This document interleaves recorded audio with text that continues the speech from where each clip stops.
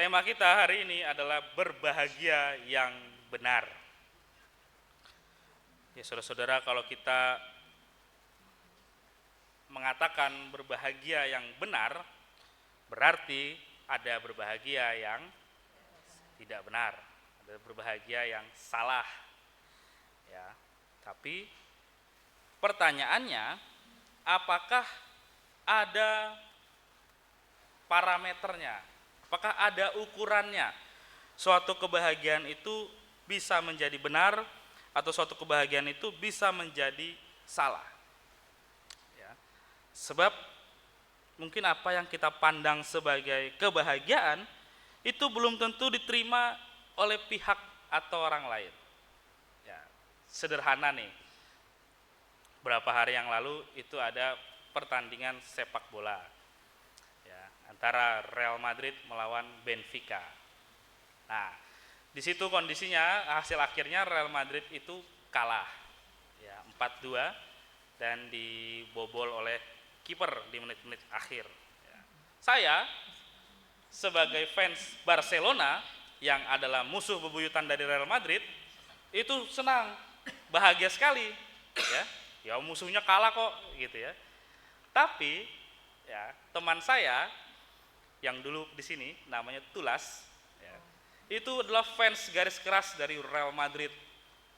Wah, jadi di grup itu dia sedih lah, tidak berbahagia gitu. Apalagi ketika kami ledekin terus ya, kirim-kirim video-video kekalahannya gitu. Nah, itu saja sudah beda. Ya, berbahagia bagi setiap orang itu bisa berbeda. Dulu ada orang yang pernah cerita ke saya ketika saya masih agak SMA gitu ya atau kuliah, saya lupa deh.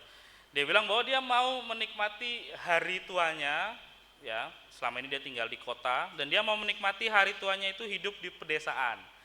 Atau kalau kata orang itu slow living gitu ya, dengan segala ketenangan, dengan segala hal-hal yang menyegarkan gitu ya. Nah yang lain kan bisa membantah ya, yang lain tuh bisa menolak. Opung saya itu kurang mau untuk hidup di daerah pedesaan atau di yang slow living itu tadi. Kenapa? Karena menurut dia lebih baik hidup di kota, rumah sakit tuh deket. Nah gitu ya. Jadi kan bisa berbeda-beda nih. Atau misalkan kebahagiaan itu juga bisa berubah seiring berjalannya waktu. Misalnya saudara-saudara yang baru menikah atau masih ada di fase bulan madu gitu ya, wah rasanya kan bahagia sekali kalau bisa berduaan terus dengan pasangan ya. Tapi kalau sudah 10 tahun 20 tahun pernikahan ya, saya sih nggak tahu ya, ya mungkin bisa jadi lebih bahagia kalau pasangannya tidak di rumah kan, kayaknya bisa jadi kan. Ya sudah, pergi aja lah sana, dah ikut aja acara itu, dah sana ikut aja. Apa Bu, jarum super? Jarang di rumah suka pergi. Ya, saya nggak tahu ya, cuman ya bisa jadi ya. Biasanya kan seiring berjalannya waktu kebahagiaan itu berubah, shifting gitu ya. Nah sehingga semuanya itu menjadi relatif. Ya, tidak bisa diabsolutkan. Tidak ada kebahagiaan yang betul-betul mutlak bagi setiap orang. Semuanya punya versinya masing-masing. Nah, tapi masalahnya saudara-saudara, kalau kita memperjuangkan semuanya itu tanpa aturan, ya, misalkan kebahagiaan yang betul-betul abstrak itu, yang sesukanya sendiri, ya pasti akan terjadi kekacauan. Ya, ini menjauhkan kita dari kebenaran dan dari kebahagiaan itu sendiri. Ya, jadi gini saudara-saudara, ada seorang filsuf namanya itu Aristoteles. Dia pernah mengatakan satu frase yaitu eudaimonia. Ya, itu artinya kebahagiaan dalam bahasa Yunani. Eudaimonia itu berbeda dengan hedone. Hedone pasti pernah dengar dong. Hedon, perilaku yang suka, kalau orang zaman sekarang sih diartikan jadi menghambur-hamburkan uang. Ya, hedon. Wah, hedon banget lu. Wah, hedon banget. Beli ini, beli itu gitu ya. Nah, tapi ini berbeda antara eudaimonia dan hedone. Ya, kita bahasakan saja bahwa kebahagiaan atau eudaimonia itu adalah kebahagiaan yang abadi, yang selalu ada, tidak lekang oleh waktu. Berbeda dengan hedone. Hedone itu kesenangan. Ya, kesenangan itu sifatnya sementara, bisa hilang. Nah, yang harus kita kejar, yang harus kita cari itu adalah kebahagiaan sejati atau pemenuhan diri, bukan hanya kesenangan-kesenangan. Contoh bedanya ya, kesenangan itu gampang dicontoh kalau di anak kecil. Ada misalkan kita sudah tahu nih, anak kita suka, saya sebut merek lah ya, anak kita suka makan rocket chicken, gitu ya, ayam crispy. Ketika dia lagi bete, lagi bad mood, kemudian kita kasih rocket chicken, gitu ya, dia akan senang, karena itu makanan kesukaannya, ya, hedon. Tapi kan tidak menjamin setelah dia selesai makan, beberapa waktu kemudian dia bete lagi, atau dia nggak bete lagi lah selamanya, kan nggak mungkin. Itu yang namanya hedon atau kesenangan sesaat. Nah, sedangkan kalau eudaimonia tadi atau kebahagiaan yang sejati itu, ya, sifatnya bukan yang sementara. Ya, berbeda dengan hedon itu. Hedon itu biasanya berkaitan dengan hormon-hormon yang membawa kebahagiaan, ya kan. Misalnya kita lagi bete di rumah, lagi bad mood, jalan-jalan lah, keliling-keliling naik motor gitu ya, nyari udara segar, nyari angin gitu ya. Kayak di rumah nggak ada angin aja gitu. Tapi kadang-kadang itu yang suka juga kita lakukan, nonton film, melihat hiburan-hiburan, ya, itu mendapatkan kepuasan langsung tapi tidak berkelanjutan. Nah, tapi kan kadang-kadang orang juga ngomong ya, hedon ini kan juga bisa mendukung atau bisa membawa kita kepada kebahagiaan. Ya, memang betul bahwa tidak semua kesenangan itu jelek. Tetapi yang harus kita ingat bahwa kesenangan ini baru bisa mendukung kebahagiaan kalau dia selaras dengan kebajikan. Jadi jangan kesenangannya yang menjadi tujuan utama, tetapi ia harus membawa atau mendukung kepada kebahagiaan yang sejati itu. Nah, masalahnya saudara-saudara, dari dulu sampai sekarang manusia itu terjebak untuk bisa membedakan mana kebahagiaan dan mana kesenangan. Ya, orang-orang lebih suka mengejar kesenangan karena sensasinya itu dirasakan langsung. Bahkan orang-orang kadang mengejarnya dengan mempertaruhkan segalanya, termasuk membayar dengan mengabaikan moralitas, gitu ya. Itu yang terjadi di Mika pasal 6 yang kita baca tadi. Di Mika pasal 6 itu menggambarkan dengan tepat ada situasi amoral yang terjadi di umat Tuhan demi mereka mengejar dan mengutamakan hedone tadi, kesenangan sesaat. Ya, di zaman Nabi Mika atau sekitar abad 8 sebelum Masehi itu ada pergoncangan politik, terjadi kerusuhan sosial, ketimpangan ekonomi. Orang-orang yang memimpin dan para penguasa itu memperkaya dirinya sendiri. Ya. Dan tidak kalah mencengangkan bahwa orang-orang pemimpin-pemimpin di sana memasukkan berhala-berhala ke dalam ibadat-ibadat yang dilakukan. Ya, nah itu kan selalu terulang ya, saudara-saudara, hedone sampai sekarang. Hedone itu seringkali dianggap sebagai eudaimonia itu. Ya, kalau begitu terus ketidakadilan, penindasan dan eksploitasi itu akan terus dilanggengkan, gitu ya.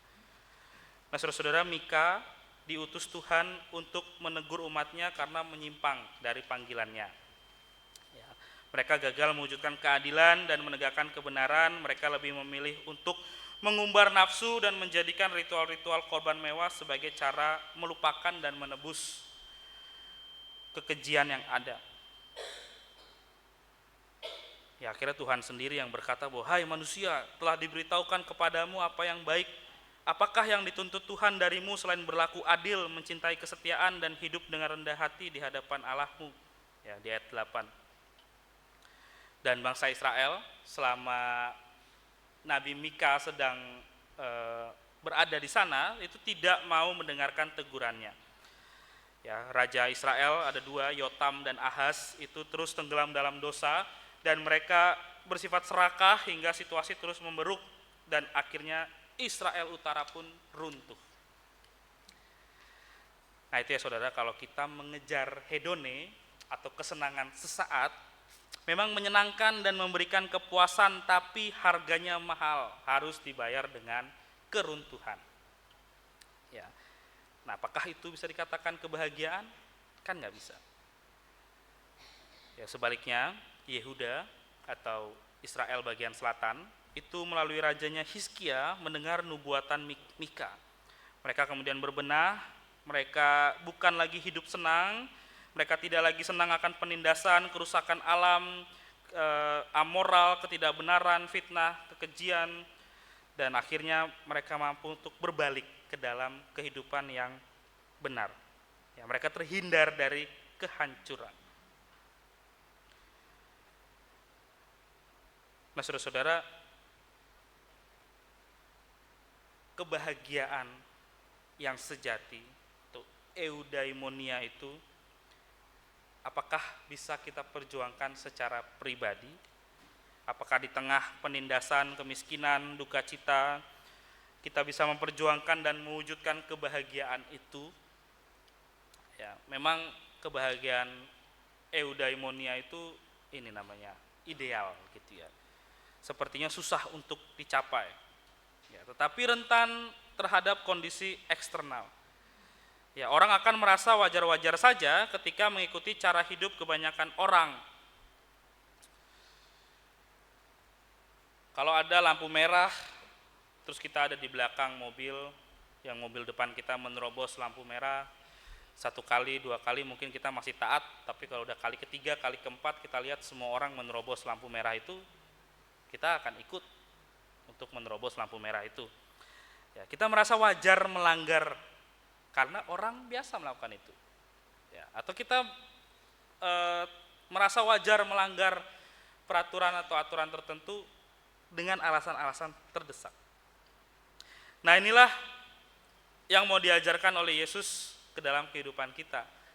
Ya, kebahagiaan yang sejati itu bukan hanya soal kesenangan-kesenangan yang kita alami, kesenangan-kesenangan yang kita rasakan, tetapi juga bagaimana mereka bisa merasakan kebahagiaan di tengah keadaan yang tidak baik-baik saja. Kalau Yesus di sini mengatakan makarios, bahasa aslinya, berbahagialah ketika miskin, ketika lapar, ketika haus, ketika menderita, ketika teraniaya. Ya. Makarios itu bahkan lebih lagi, kalau di bahasa Indonesia itu makarios itu lebih dari bahagia. Ya, makarios itu kebahagiaan karena punya relasi dengan Allah. Ya, makarios.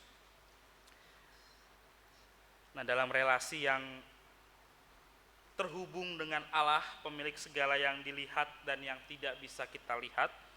Ya, bayangkan saja saudara, kalau kita mengalami kesulitan, lalu kita ada bersama dengan orang yang begitu mencintai kita, nah maka itulah kebahagiaan. Ya, itulah makarios. Tapi sepertinya makarios atau kebahagiaan yang ditawarkan oleh Yesus ini bertentangan dengan tawaran dunia. Ya, bagaimana tidak? Orang miskin disuruh bahagia, orang yang berduka cita disuruh bahagia, orang yang lapar dan haus akan kebenaran disuruh bahagia, ya. Orang yang dianiaya disuruh bahagia. Mungkin ini susah untuk dilakukan, ya. Mungkin bagi banyak orang yang tujuan hidupnya untuk mencari kesenangan, ya ini apa sih? Nggak bisalah kita seperti itu. Tapi saudara-saudara, bagi setiap kita yang sedang mencari makna hidup, bagi setiap kita yang mencari kebahagiaan yang sesungguhnya, ini bukan sekadar janji, tetapi ini bisa kita alami sekarang dan saat ini. Ya.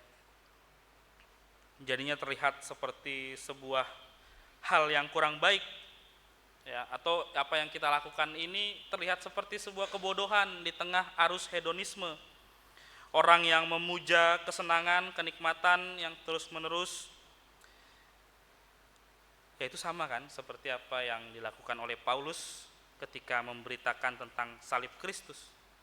Ya, Paulus dianggap sebagai kebodohan.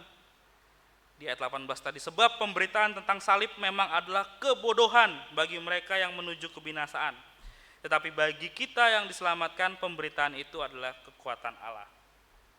Ya saudara-saudara, memang sulit untuk melakukan apa yang dinasihatkan oleh Yesus kepada kita. Bahkan kadang-kadang kita mendapatkan hinaan, ya, kita mendapatkan fitnah, tapi kita diminta untuk tetap berbahagia. Tetapi ingatlah, di ayat 12 dikatakan bahwa bersukacita dan bergembiralah karena upahmu besar di surga. Saudara-saudara, jadi tidak mengapa orang memandang kita bodoh, tetapi ingat bahwa di mata Tuhan kita adalah orang-orang yang makarios, orang-orang yang bisa menerima kebahagiaan yang sejati. Amin. Tuhan memberkati.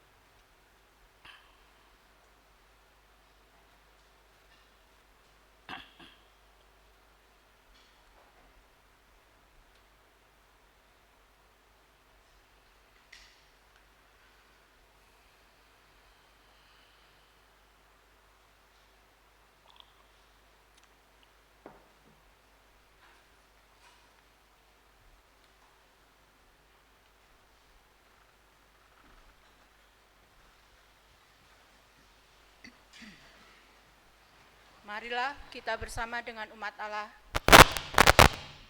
di masa lalu, masa kini, dan masa depan, mengingat pengakuan pada baptisan kita menurut pengakuan